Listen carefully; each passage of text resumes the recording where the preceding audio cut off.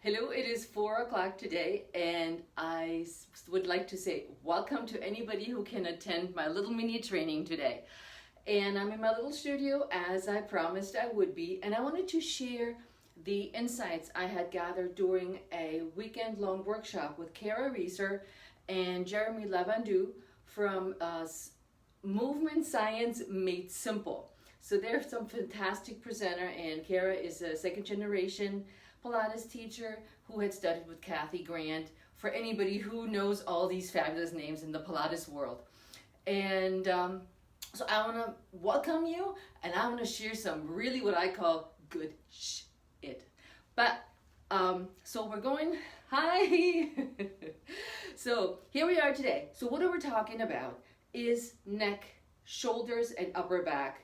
It is so important. Let me see what Carol says. Right on time.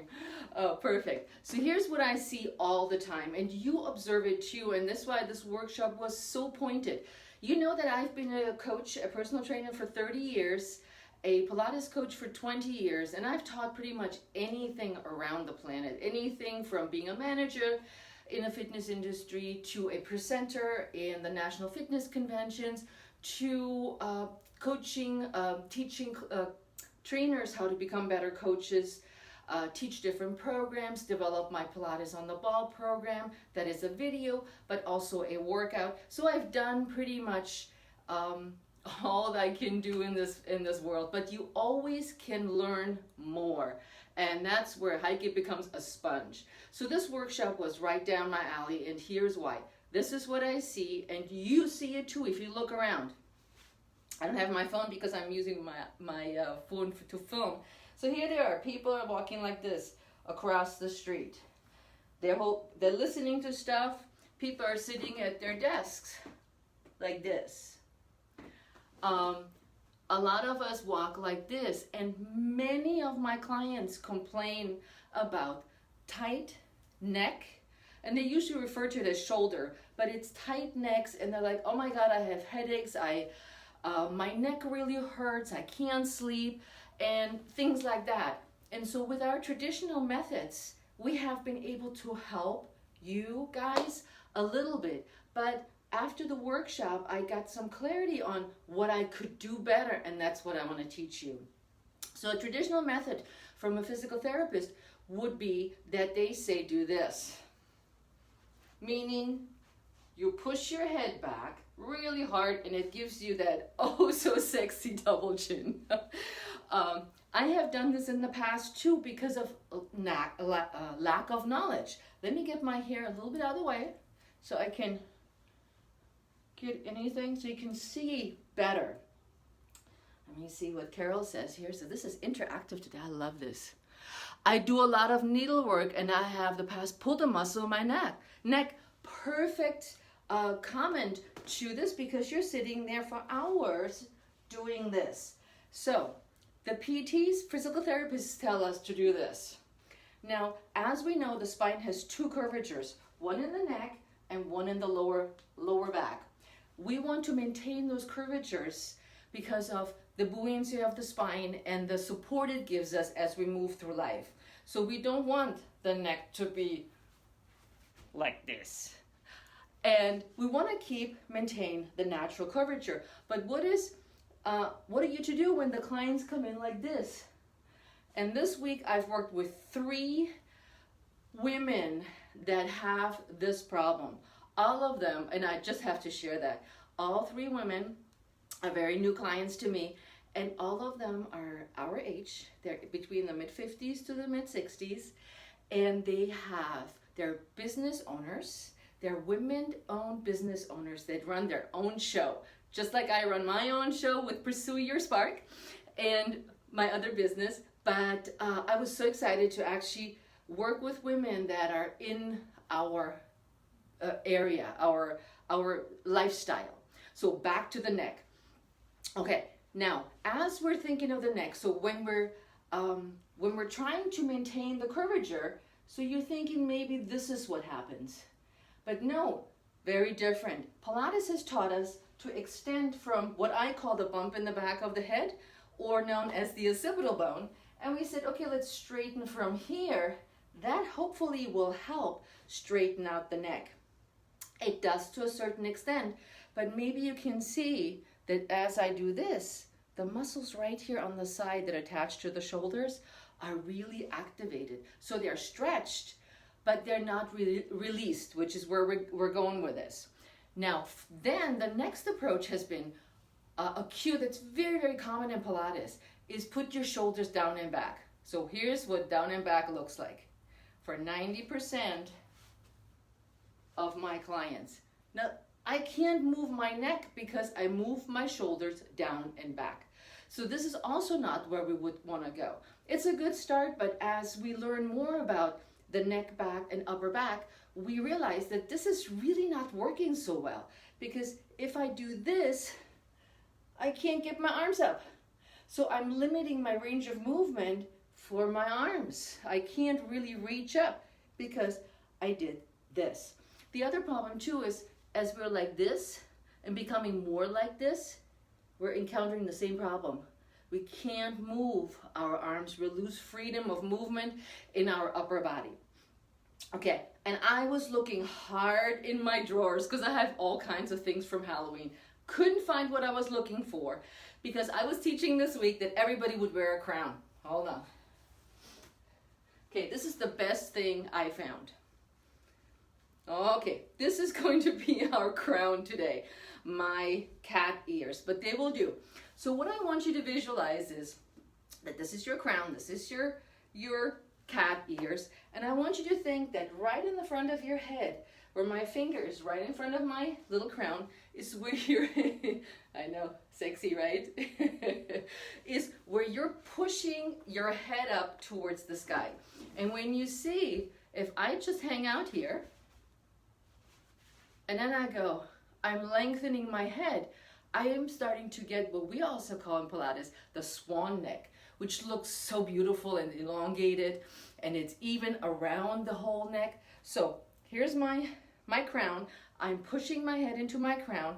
I'm keeping my crown long, and I'm also able to move as I'm lengthening because I'm not hunching in with my shoulders and my back. Now, as we're sitting, and I'm pulling you guys a little closer because I'm so cute. I'm a one-woman show. I'm going to pull you a little closer. So as I'm sitting, right, let me go back here.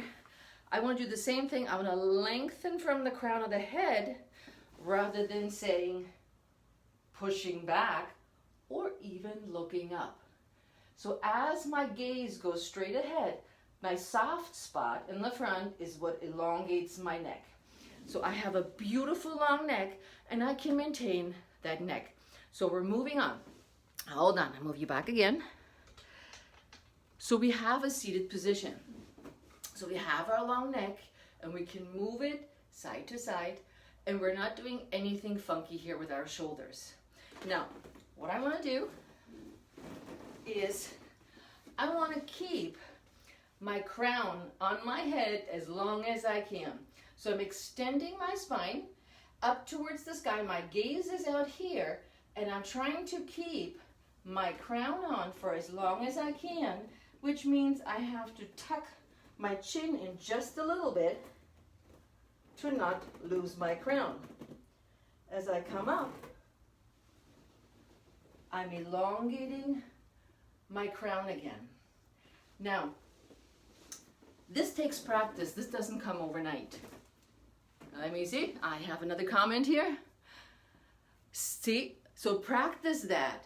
The neck lengthening is an incredible feeling. So I'll show you again, and I cue you through the rolling because anybody can do that at home or even while standing. But we're sticking to the seated and standing position, and then we roll. So I'm keeping my little crown on. I have used some other means this week to demonstrate the same thing, but this was just prettier. We have used plastic plates right on top of the head, and everybody was trying to keep their decoration of whatever kind on their head. So are you ready? So here's what we're going to do. We're extending the head, so we're not doing this, but we're also not doing this.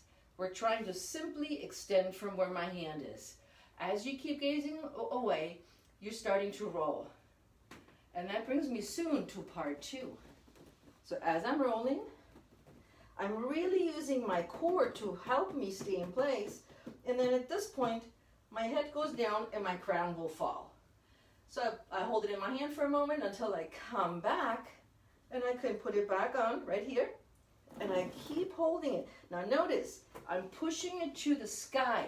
I'm not pushing it forward, which brings me to part 2, the upper back. And as Carol just said, with her needlework, I'm sure she's sitting like this a lot of the time.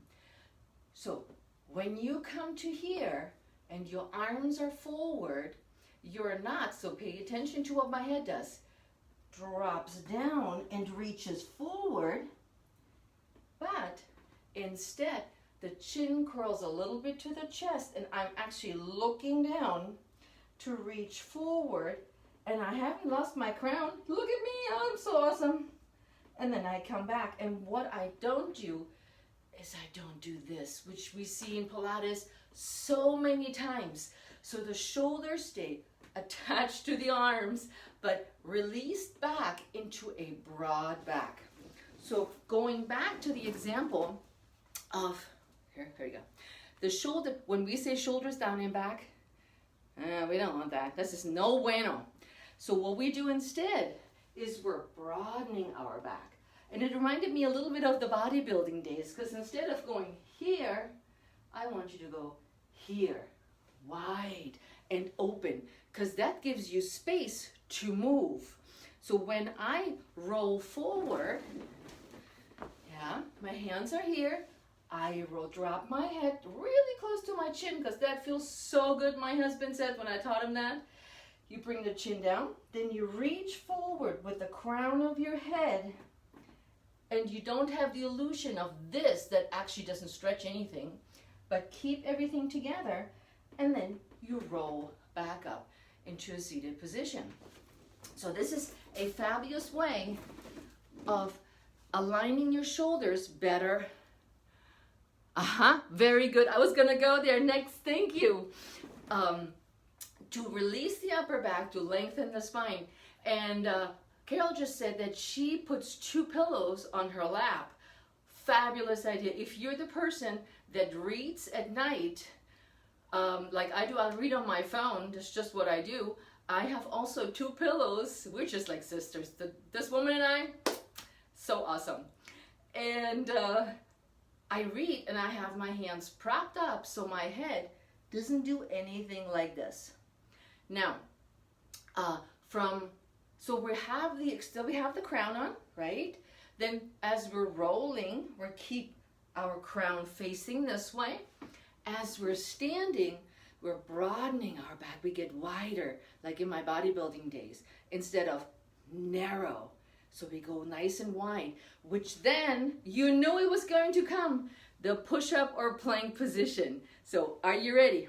Okay, in your push-up and plank position, we're following the same principles. So here we go, and I'll show you a push-up number 1. So as I'm broadening my back, I'm lengthening my head. I can do as many push-ups as I want, and it's not something, this is wrong, or this, which I see oftentimes too. So think of crown of the head goes towards the wall, broaden your back, and then off you go. And this works, just holding a plank as well. Broaden your back and crown towards the wall. And then you can go off and do whatever you want to do or hold your plank. So these are super awesome, super awesome ways for you to extend your neck, feel long, and yes, I know, feel long and work on your alignment of the spine. So I want you to try it, guys, okay? If you're confused, you can always ask questions. Let me see if Cara, let me put my ears back on. This was just so funny. Gonna find me a crown. You can always borrow my little cat ears. But bottom line is, I want you to practice long neck, think of the crown of the head reaching towards the sky. Arms are relaxed. Back is open and wide. You're breathing. You're dropping your head as you roll towards your chin. You're curling forward and you curl back up, just like rewind the video and look at it again. As you're sitting, I want you to do the same thing. Crown up, shoulders relaxed. None of this pushing back business. That's not a good way to go. And let me know how this is all working out, because I've had such great success this week with this practice. Like I said, of course, my husband has to be a guinea pig. So I tried a couple of these methods out with him, and he works at a desk all day, and he's a triathlete, as you know. He felt so good after he did it the new way. So the roll-ups and the extending of the spine is just fabulous. Now, try them out and let me know what you didn't understand, and I come back and show it. Now, one thing I wanted to mention, because I am a triathlete as well, this work is incredible for triathletes. Let's start with swimming. We're swimming, and I know if I don't lift my head correctly out of the water, my neck gets really tight. So I oftentimes do something like this, and I'm lifting rather than rotating my head with the crown towards the pool wall. The other thing is when you're in your tri gear. So you're on your tri bike, your forearms are here, and you're riding your bike, broadening your back. You have such an ease in your neck that you can look up and down. And for the runners, none of this anymore. So think of your crown as you grow tall. You can feel the difference. I promise you, it is good. And that's what I had for you today. But I wanted to come to you trying it out first. I always believe that whatever you learn, you need to test it, check it out, and prove that it really works. This approach may not be for everybody, but I bet you it will be for you. So that's all I got today. Let me see. Awesome. And with that in mind, maybe you want to post a picture with you in the crown, because that would be just fun. So, for everybody who's here today and talked to me and hung out with me, yes, and make it part of your everyday life, says Carol. Once you practice, everything takes practice. You know my motto, baby steps. Nothing ever happens if you do major big events and then you overwhelm yourself. It's too much, or you don't understand what the heck this is supposed to do. So baby steps, practice it, and as I said before, give me questions, answer anything that wasn't clear, or go over an exercise more specifically.